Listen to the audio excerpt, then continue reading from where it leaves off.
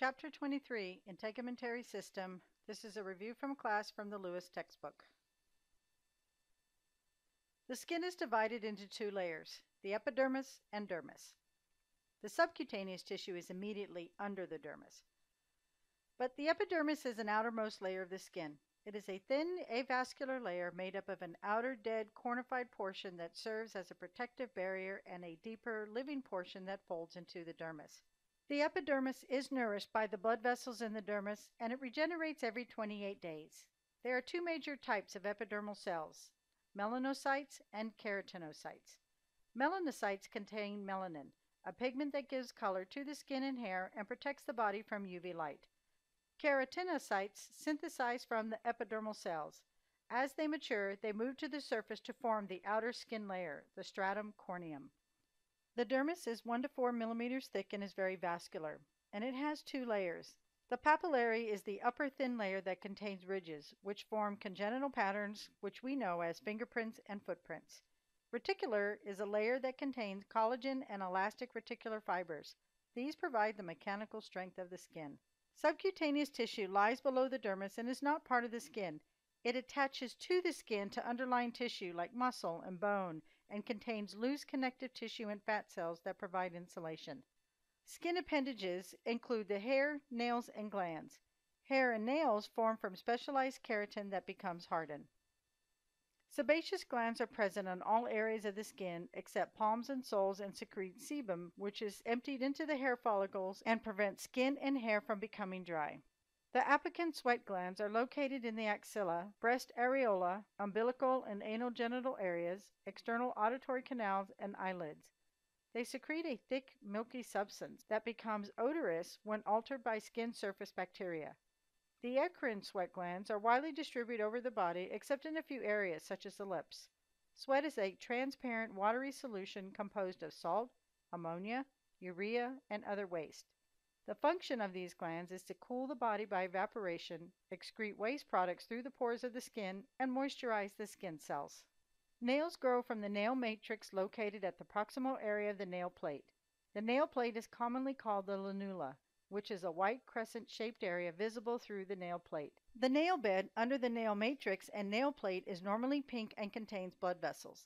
The cuticle is a part of the skin that extends a small distance on the nail plate before being shed. The nail root is bordered by the cuticle and hidden by a fold of skin. The primary function of the skin is to protect the underlying tissues of the body by serving as a surface barrier to the external environment. The skin also acts as a barrier against invasion by bacteria and viruses, and it prevents excessive water loss. The fat in the subcutaneous layer insulates the body and provides protection from trauma. The nerve endings and special receptors in the skin provide information to the brain related to pain, heat, cold, touch, pressure, and vibration. The skin controls heat regulation by responding to changes in internal and external temperature with vasoconstriction and vasodilation. The aesthetic functions of the skin include expression of various emotions like anger, embarrassment, as well as displaying the individual appearance of the skin. If the lesion is caused by intradermal or subcutaneous bleeding or non-vascular cause, the discoloration will remain when direct pressure is applied to the lesion. If the lesion is caused by blood vessel dilation, blanching will occur with direct pressure. A general assessment of the skin begins at the initial contact with the patient and continues throughout the examination. Record a general statement about the physical condition of the skin. Past health history will indicate previous trauma, surgery, or prior disease that involves the skin. Note any history of chronic or unprotected exposure to UV light, including tanning bed use and radiation treatments. Ask the patient about the skin-related problems that occurred as a result of taking prescription or over-the-counter medications. Document the use of prescription and over-the-counter medications used specifically to treat a primary skin problem like acne or secondary one like itching. Determine whether any surgical procedures, including cosmetic surgery, were performed on the skin. Note treatments such as phototherapy or health problems, radiation therapy, as well as treatments that undergo for primarily cosmetic reasons, like tanning, laser, resurfacing, or cosmetic peels. Primary skin lesions develop on previous unaltered skin. Secondary skin lesions are lesions that change with time or occur because of factors such as scratching or infection. General principles when assessing the skin. Have a private examination room of moderate temperature with good lighting, and a room with exposure to daylight is preferred. Ensure that the patient is comfortable in a dressing gown that allows easy access to all skin areas. Be systematic and proceed from head to toe. Compare symmetric parts. Perform a general inspection and then a lesion-specific examination. Use the metric system when taking measurements and appropriate terminology when reporting and documenting. Inspect the skin for general color and pigmentation, vascularity, bruising, and the presence of lesions or discolorations. The critical factor in assessment of the skin is change. Note the presence of body art such as piercings and tattoos. If lesions are found on the skin, record their color, size, distribution, location, and shape. During systemic inspection, it's important to note any unusual odors. Inspection of the hair should include examination of all body hair. Inspection of the nails should include a careful examination of nail shape, thickness, curvature, and surface. The skin is palpated to provide information about temperature, turgor, moisture, and texture. Temperature of the patient's skin is best assessed by using the back of the hand. Turgor refers to elasticity of the skin and is assessed by gently pinching an area of skin under the clavicle or on the back of the hand. Moisture of the skin is the dampness or dryness of the skin. The amount of moisture on the skin varies with environmental temperature, muscular activity, body weight, and body temperature. The skin should be intact with no flaking, scaling, or cracking. Texture refers to the fineness or coarseness of the skin, and the skin should feel smooth and firm with the surface evenly thin in most areas. Assessment of dark skin. A normal range of differences exist in the physical examination of skin, hair, and nails. Assessment of color is more easily made in areas where the epidermis is thin and pigmentation is not influenced by sun exposure, such as the lips, mucous membranes, nail beds, and protected areas like the buttocks. Palmar and plantar surfaces are lighter than other skin areas in dark skin individuals. Rashes are more difficult to observe and may need to be palpated. Individuals with dark skin are predisposed to certain skin and hair conditions. Keloid is an overgrowth of collagenous tissue at the site of skin injury. Vitiligo is complete absence of melanin in the skin. Dermatosis papulosa nigra are small pigmented wart-like papules commonly found on the face. The nevus avota is a slate gray or blue-gray birthmark located on the forehead and face around the eye area. Cyanosis may be difficult to determine because a normal bluish hue occurs in dark-skinned persons. Traction alopecia may be noted due to trauma from hair rollers or from tight braiding or plaiting of the hair. Pseudofolliculitis is an inflammatory response to ingrown hairs that occurs after shaving too closely in the beard area.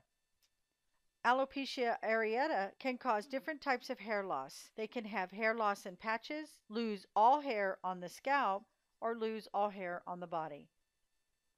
The most common form of alopecia treatment is the use of corticosteroids because they suppress the immune system.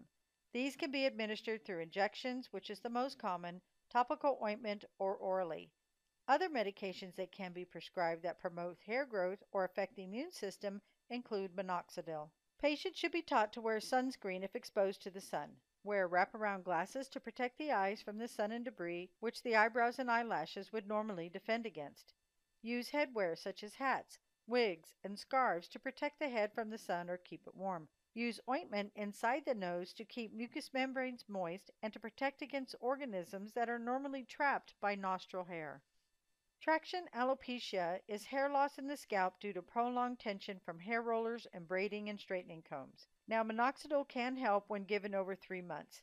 Areas of the scalp with early-stage traction alopecia possess numerous telogen hairs. If diagnosed early, antibiotics and corticosteroids may induce regrowth. An angioma is a benign tumor that consists of small blood vessels. These tumors can be located anywhere on the body. Some of the different types include spider angiomas, which you see on the left, and cherry angiomas, which are on the right. Angiomas do not need to be treated unless they bleed or are bothering the patient. They can be treated with electrode desiccation, where electric needles are used to touch the skin and destroy the blood vessels that make up the tumor. Angiomas can also be treated with liquid nitrogen therapy. Liquid nitrogen is a cold, liquefied gas that is sprayed on the skin with a spray gun, and it works by freezing and destroying the tumor blood vessels. Angiomas can occur with systemic problems like with liver disease. So another option for treatment is stereotactic radiosurgery. This is a precise way of delivering radiation to a lesion without affecting the surrounding areas. This technique has been highly successful in treating venous angiomas. Carotenemia is the presence of an orange pigment carotene in the blood from excessive intake of carrots or other vegetables containing the pigment, resulting in increased serum carotenoids. When the use of high quantities of carotene is discontinued, the skin color will return to normal, but it could take up to several months. Comedones are whiteheads and blackheads and are created when the openings of hair follicles become clogged and blocked with oil secretions, dead skin cells, and sometimes bacteria. When comedones are open at the skin surface, they're called blackheads because of the dark appearance of the plugs in the hair follicles. When comedones are closed, they're called whiteheads. They are slightly raised skin-colored bumps. Cyanosis is the appearance of a blue or purple color of the skin or mucous membranes due to the tissues near the skin surface having low oxygenation. Central is around the core, lips, and tongue, and peripheral is the extremities or fingers. Cysts are painful pus-filled lumps beneath the surface of the skin. These boil-like infections can cause scars. A cyst is a sac that may be filled with air, fluid, or other material, and can form on any part of the body, including bones, organs, and soft tissues. Most cysts are non-cancerous. It's important to note, though, that nearly all cancers can produce cysts. Petechiae are small, usually red or purple spots that are approximately 1 to 2 millimeters in size. Purpura are larger than the petechiae but are less than 1 centimeter in size.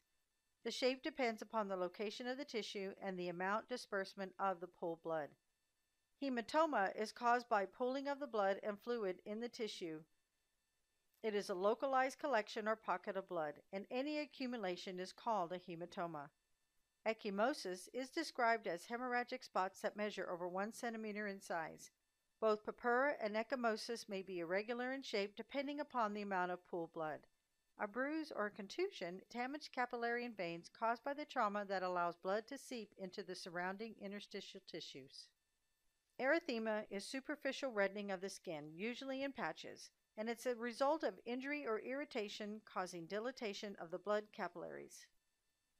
Hirsutism is caused by an excess of male hormones called androgens in the body, or the body being more sensitive to those hormones. In many cases, it's not clear why this happens. Some women just seem to develop extra hair growth as they get older, particularly after menopause. The main treatments are home hair removal methods like shaving, plucking, or waxing. There are specialized hair removal treatments like laser hair removal. Eflornithine cream is a prescription that can help slow down the growth of facial hair.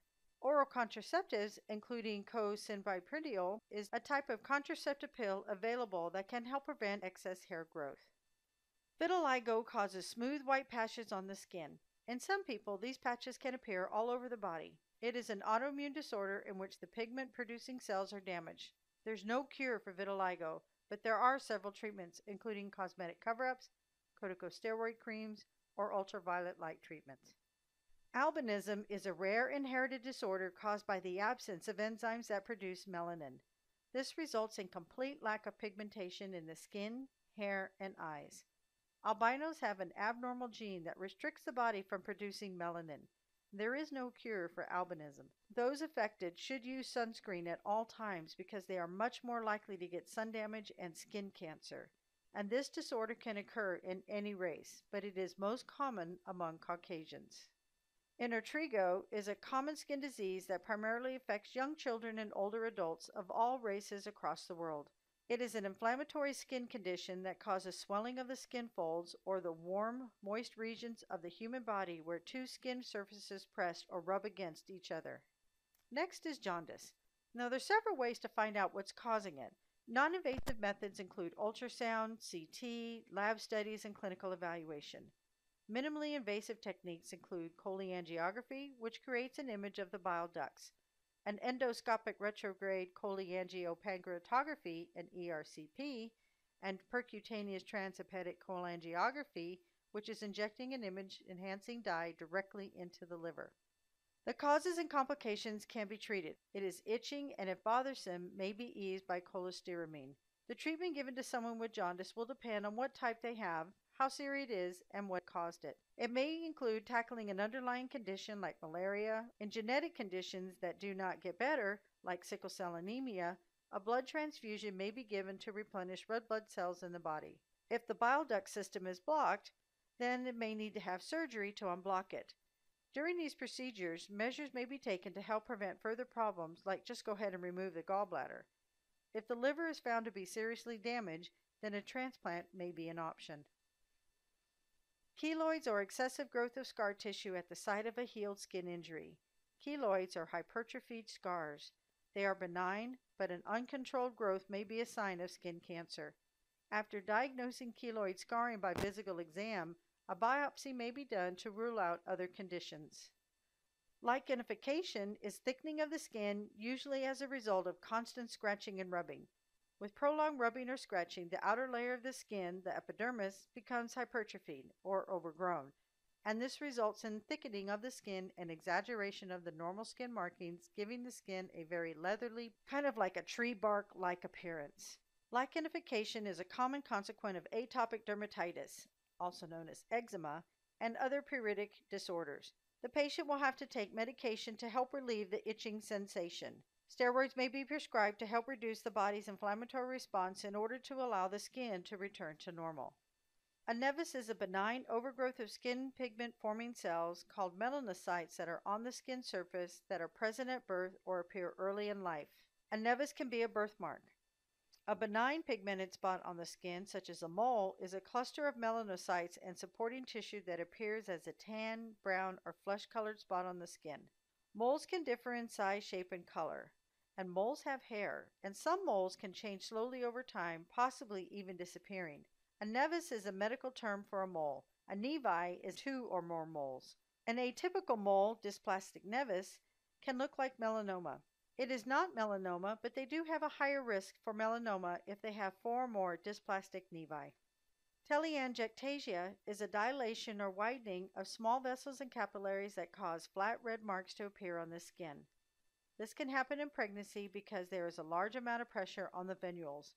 It can happen in aging because as a person gets older, the blood vessels start to weaken. Alcohol can affect the flow of blood in the vessels.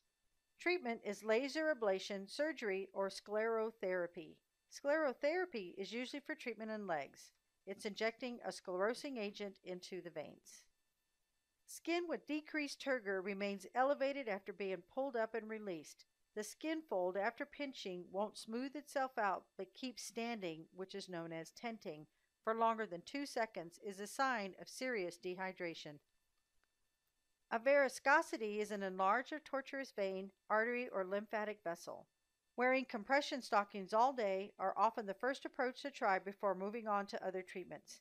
The physician will inject small and medium-sized varicose veins with a solution that scars and closes those veins. In a few weeks, the treated varicose veins should fade. The main diagnostic techniques related to skin problems are inspection of an individual lesion and careful history related to the problem. Dermatoscopy is an examination of the skin through a lighted instrument with optical magnification. A biopsy is one of the most common diagnostic tests used in the evaluation of skin lesions. Techniques include punch, incisional, excisional, and shave biopsies. An incisional biopsy would remove the entire mole and the tissue borders. A shave biopsy would not remove the entire mole. A large mole could not be removed with punch biopsy, and excisional biopsies are done for smaller lesions and where a good cosmetic effect is desired, such as the face. Stains and cultures are used to test for fungal, bacterial, and viral infections. A cotton tip application are used to swab the affected area of the skin. Patch testing and photopatch testing may be used in the evaluation of allergic dermatitis and photoallergic reaction. The Zanzic test is a microscopic evaluation of cellular material from skin lesions to help diagnose certain vesicular diseases. The tissue is scraped from the base of the vesicle, placed on a slide, and a stain is used. A Wood's lamp examination is a procedure that uses transillumination to detect bacterial or fungal skin infections. It also can detect skin pigment disorders like vitiligo and other skin irregularities. This procedure can also be used to determine if a patient has a corneal abrasion on the surface of their eye. The patch test results from application of possible allergens to the skin and shows positive reactions in several sites that are labeled. The rate of age-related skin changes is influenced by heredity, personal history of sun exposure, hygiene practices, nutrition, and general state of health. Skin changes related to aging include decreased turgor, thinning, drying, wrinkling, vascular lesions, increased skin fragility, and benign neoplasms. Decreased subcutaneous fat leads to an increased risk of traumatic injury, hypothermia, and skin shearing, which may lead to pressure ulcers. With aging, the apocrine and eccrine glands atrophy, causing dry skin and decreased body odor. The growth rate of hair, nails decreases as a result of the atrophy of the involved structures. Hormonal and vitamin deficiencies can cause dry, thin hair and alopecia.